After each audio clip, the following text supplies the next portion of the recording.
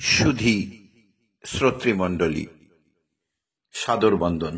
আজ বৃহন্নারদীয় পুরাণের ৩১ অধ্যায় থেকে শ্রীহরির মাহাত্ম্য কীর্তন প্রসঙ্গে দেবমালী, যজ্ঞমালী ও সুমালীর উপাখ্যান আপনাদের সামনে প্রস্তুত করতে চলেছি। কোনো এক সময় সূত গোস্বামী নৈমিষারণ্যে উপস্থিত হলেন।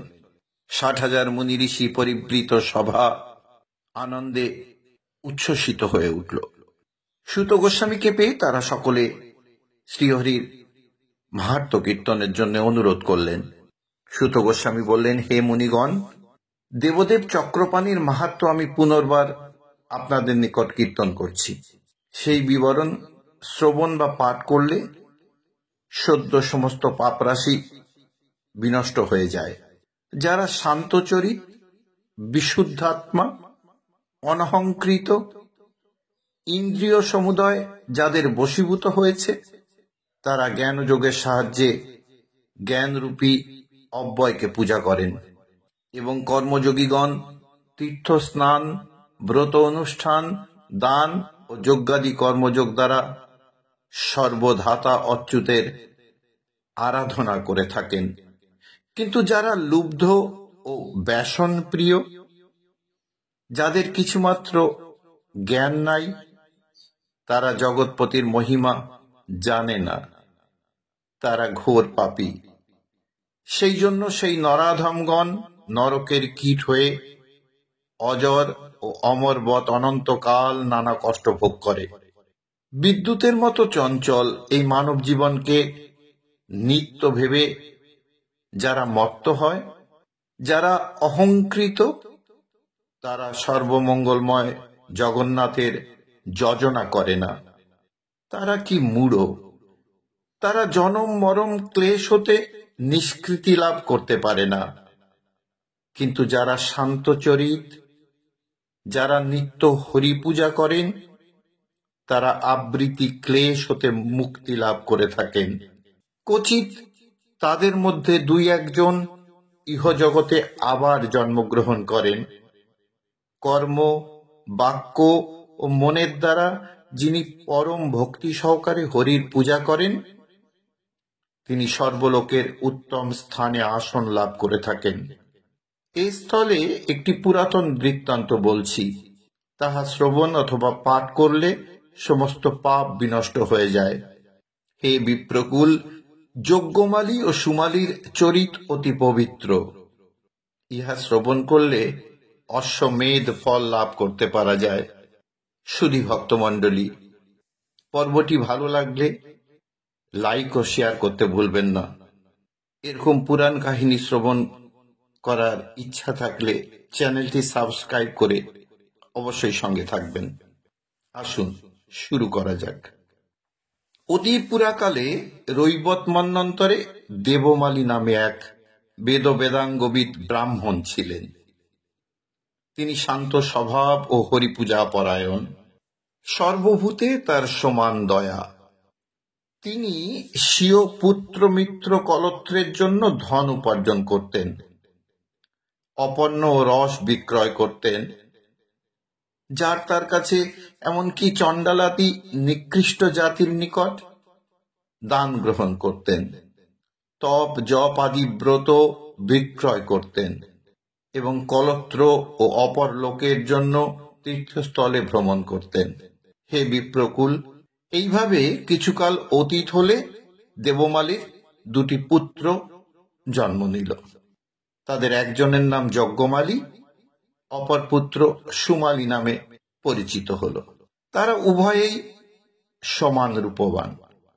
দেবমালী নবজাত কুমার যুগলকে ভীষণ স্নেহ করতেন। সেই জন্য তিনি বহুবিধ সাধনে তাদেরকে নিয়োজিত করলেন। দেবমালী এইভাবে বিস্তর ধন সংগ্রহ করলে একদিন তিনি মনে মনে ভাবলেন, আমি তো বিপুল অর্থ সঞ্চয় করেছি, এক্ষণে একবার গণনা করে দেখি। তিনি সমস্ত ধন গণনা করে দেখলেন এবং নিজে যুগপৎ আনন্দিত ও বিস্মিত হলেন।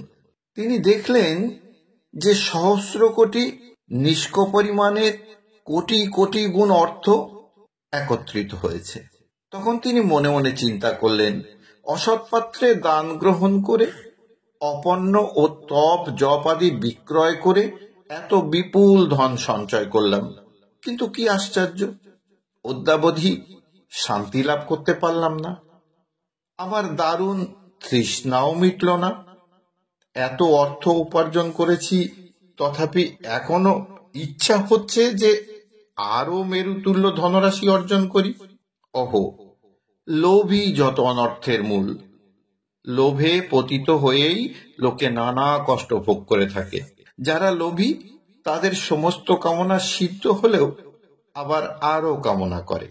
আমার সমস্ত ইন্দ্রিয় দুর্বল হয়ে পড়েছে, তাদের কার্যক্রমে ক্রমে শিথিল হয়ে পড়ছে, জরা উপাগত আমার সমস্ত বল হরণ করে নিচ্ছে। কিন্তু তৃষ্ণা আর জীর্ণ হয় না। তাহা যে রূপ তেজস্বিনী, ঠিক তেমনই রয়েছে। হায়, এ সংসারে যে ব্যক্তি লোভের বশীভূত, সে বিদ্বান হলেও মূর্খ, শান্ত হলেও উদ্ধত, ধীমান হলেও মূঢ় হয়ে থাকে। আশা মানবের একটি অজেয় শত্রু। অতএব যদি ধ্রুব সুখ লাভ করার বাসনা থাকে, তবে আশা ত্যাগ করবে। আশা হতেই দুরাকাঙ্ক্ষা, দুরাকাঙ্ক্ষা হতেই লোকের বল, তেজ, যশ, বিদ্যা, মান, সুখ, এমনকি সুকুলে জন্মের সম্ভাবনা পর্যন্ত নষ্ট হয়ে যায়। আশাভিভূত মানবের চরিত্রের এটুকু বৈচিত্র্য দেখতে পাওয়া যায় যে তারা কিছুতেই সন্তুষ্ট হয় না। অহো, আশামুগ্ধ মানবগণ মায়া মোহে অন্ধকার হওয়াতে তাদের হিতাহিত জ্ঞান পর্যন্ত বিলুপ্ত হয়ে যায়। তাদেরকে অপমান করলে, লাঞ্ছনা করলে, তিরস্কার করলেও তাদের কষ্ট বোধ হয় না। একমাত্র আশাই তাদের অন্তঃকরণে প্রবলা প্রবৃত্তি, তাদের হৃদয়ের অধিষ্ঠাত্রী দেবতা। তবে আমি আর আশার বশীভূত হব কেন? কেন ধ্রুব শান্তি ত্যাগ করে অশান্তিকে আলিঙ্গন করব? এত ক্লেশ ও পরিশ্রম করে যে বিপুল ধন অর্জন করলাম, ইহা সৎকার্যে ন্যস্ত করা কর্তব্য। জরার আক্রমণে আমার শরীর জীর্ণ হয়েছে, শরীরের বল নষ্ট হয়ে গিয়েছে। অতএব আজ থেকে আমি পরলোকে অক্ষয় সুখ লাভ করবার জন্য পুণ্যকর্মের অনুষ্ঠানে প্রবৃত্ত হব।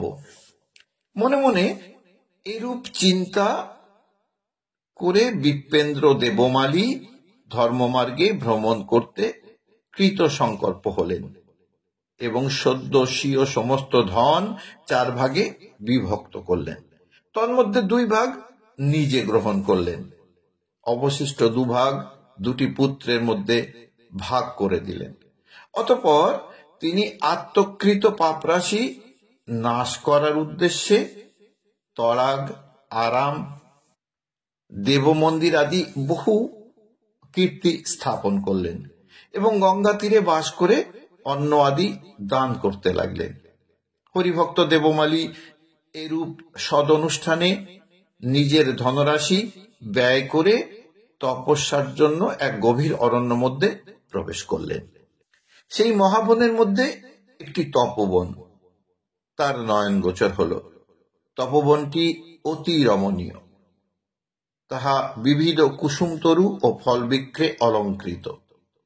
বেদজ্ঞ ঋষিগণ তার স্থানে স্থানে উপবেশন করে পরব্রহ্মের মহিমা কীর্তন করছেন। দেবমালী সেই মনোহর তপবনের মধ্যে এক তেজপুঞ্জ মুনীন্দ্রকে দেখতে পেলেন। সেই তপোধনের নাম জানন্তী। তপনিধি জানন্তী সেই সময়ে স্বীয় শিষ্যমণ্ডলে পরিবৃত হয়ে শাস্ত্র আলোচনায় নিযুক্ত ছিলেন। সেই তাপসেন্দ্র সমাধিগুণে বিভূষিত, রাগ আদি রিপুগণ তার সম্পূর্ণ বশীভূত। অতঃপর মুনিবর জানন্তী অভ্যাগত অতিথির সৎকার করার নিমিত্ত কন্দমূল ফলাদি দান করলেন। দেবমালী সাগ্রহে ও কৃতজ্ঞ হৃদয়ে তৎসমস্ত দ্রব্য গ্রহণ করে কৃতার্থ হলেন। আতিথ্য সৎকার যথাকালে সম্পন্ন হল। তখন দেবমালী ঋষিবর জানন্তীর সম্মুখে উপবেশন করে কৃতাঞ্জলি পুটে বিনয় নম্র বচনে বললেন, হে ভগবান, অদ্য আমি কৃতার্থ হলাম। আপনার শ্রীচরণ দর্শনে আমার সমস্ত পাপ বিনষ্ট হয়ে গেল। এক্ষণে হে মহাভাগ, জ্ঞান দান করে আমাকে উদ্ধার করুন। তার এই ভক্তিপূর্ণ বাক্য শ্রবণে জানন্তী আনন্দে হাস্য করে বললেন, হে বিপ্র শার্দুল, কি উপায়ে সংসার যাতনা হতে মুক্তি লাভ করতে পারা যায় তা আমি সংক্ষেপে তোমার নিকট বলছি, শ্রবণ করো। দুরাত্মা ব্যক্তিগণ সংসার হতে নিষ্কৃতি লাভ করতে পারে না। তুমি পরম প্রভু নারায়ণের ভজনা করো। পরনিন্দা, পরগ্লানি, পৈশূন্য প্রভৃতি দুষ্কর্ম কখনো করিও না। পরোপকারে সর্বদা নিরত থাকো। মূর্খ পাপীর সহিত কদাপি আলাপ করো না। কাম ক্রোধাদি রিপুগণকে দমন করে সদা সৎ কথার আলাপন করো। আশুয়া করবে না। কদাপি পরের অনিষ্ট বাসনা মনের মধ্যে স্থান দেবে না। সর্বভূতে দয়াপর হবে। সাধু লোকে শুশ্রূষা করবে। সদা সত্য কথা বলবে। অনাচারী ব্যক্তিকে উপেক্ষা করবে। ভক্তি সহকারে প্রত্যহ অতিথি পূজা করবে। ফল, পুষ্প, পত্র, দুর্বা ও পল্লবের দ্বারা জগন্নাথ নারায়ণকে পূজা করবে। দেব, ঋষি ও পিতৃকুলের যথাবিধি তর্পণ করবে। দেবপূজার নিমিত্ত মন্দির মার্জন করবে, লেপন করবে। মার্গ শোভা বৃদ্ধি ও দীপ দান করবে এবং প্রদক্ষিণ, নমস্কার, স্তোত্র ও পুরাণ পাঠ, পুরাণ শ্রবণ ও বেদান্ত পাঠ করবে। তবে তুমি দিব্য জ্ঞান লাভ করতে সক্ষম হবে। জ্ঞান হতেই সমস্ত পাপ নষ্ট হয়ে যায়। অতএব হে বিপ্রেন্দ্র, ওই সকল পুণ্য অনুষ্ঠানে প্রবৃত্ত হও। তপনিধি জানন্তীর নিকট ওই সারগর্ভ শিক্ষা লাভ করে মহামতি দেবমালী সেদিন হতে নিত্য পরমাবিদ্যার শুশ্রূষায় নিজেকে নিয়োজিত করলেন। ক্রমে ক্রমে অল্প অল্প করে তিনি দিব্য জ্ঞান লাভ করতে লাগলেন। একদিন তার মনের মধ্যে এক গভীর প্রশ্ন জেগে উঠল। তিনি ভাবলেন, আমি কে? কোথা হতে এসেছি? আমার কি কার্য? আমি কেন জন্মালাম? কেমন রূপই বা পেলাম? আমি কি একাকী না বহু? দেবমালী কিছুই স্থির করতে পারলেন না। সন্দেহে আকুল হয়ে তিনি সদ্য জানন্তী মুনির নিকট পুনর্বার গমন করলেন এবং তার চরণতলে প্রণত হয়ে সবিনয়ে বললেন, হে গুরুদেব, আমার মনোমধ্যে এক বিষয় সন্দেহ উপস্থিত হয়েছে। তাতে মন নিতান্তই চঞ্চল। মুহূর্তের জন্য শান্তি লাভ করতে পারছি না। হে ব্রহ্মবিদাম্বর, আমি কে? ক্রিয়া কি? কেনই বা আমার জন্ম হলো? এই গভীর প্রশ্ন শ্রবণ করে জানন্তী মুনি উত্তর করলেন, হে মহাভাগ, এরূপ সন্দেহে চিত্ত ভ্রান্ত হবার সম্পূর্ণ সম্ভাবনা। তুমি যথার্থই বলেছ। দেখো, অবিদ্যার আবাসভূমি চিত্তে জ্ঞানের বিমল ভাব কি প্রকারে স্থান পেতে পারে। আমার গৃহ, আমার ধন, আমার স্ত্রী পুত্র ইত্যাদি যে বাক্য উচ্চারিত হয় তা তো সম্পূর্ণ ভ্রান্তিময়, তা তো সম্পূর্ণ অবিদ্যা হতে জনিত। দেবমালী, অহংকার মনের ধর্ম, আত্মার নয়। তবে যে তুমি জিজ্ঞাসা করছো আমি কে, তার উত্তর আমি কি দিব? যাহার নাম নাই, জাতি নাই, আমি কি প্রকারে তার নাম করব? যা অরূপ, যা স্বভাবে নির্গুণ, সেই অপ্রমেয় পরমাত্মার রূপ কেমন করে বর্ণনা করব? যা পরম জ্যোতিস্বরূপ, তার নাম আর কি বলবো? যাহার ভাব অপরিচ্ছন্ন, তার ক্রিয়া কি বলবো? যা সপ্রকাশ, সেই অক্রিয়াক্ষ নিত্য অনন্তদেব পরমাত্মার আবার জন্ম কি? জ্ঞানের বেদ্য অজর, অক্ষয়, পরিপূর্ণ, সদানন্দ, সনাতন পরব্রহ্ম হতেই এই নিখিল জগৎ সৃষ্টি হয়েছে।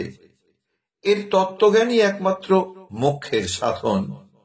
জ্ঞান পরিপুষ্ট হলে আর তুমি, আমি, তোমার, আমার এই সকল ভেদভাব থাকবে না। তখন সমস্তই ব্রহ্মময় বলে দেখতে পাবে। মুনিবর দেবমালী ঋষিপ্রধান জানন্তীর নিকট ওই পরম শিক্ষা লাভ করে যার পর নাই আনন্দিত হলেন। অল্পদিনের মধ্যেই তার দিব্যজ্ঞান পরিস্ফুট হল। তিনি আপনাতেই সপ্রকাশ পরিপূর্ণ জগন্ময় পরম ব্রহ্মকে দেখতে পেলেন এবং আমি সেই ব্রহ্ম, এটা নিশ্চয় স্থির করে পরম শান্তি লাভ করলেন। অনন্তর তিনি সেই দিব্য জ্ঞানের আলোচনা করার জন্য গুরুকে প্রণাম করে যোগে নিমগ্ন হলেন। এই রূপে বহুদিন অতীত হলে মহামতি দেবমালী বারাণসীপুরী প্রাপ্ত হয়ে পরম মোক্ষ লাভ করলেন।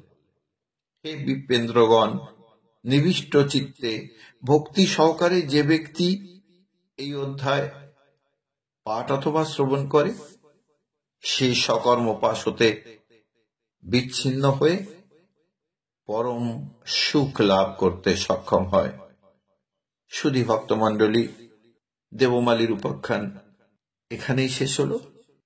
পরবর্তী অধ্যায়ে আবার একটি উপাখ্যান নিয়ে আপনাদের সামনে প্রস্তুত হব। সবাই মিলে বলুন, রাধা রাধা।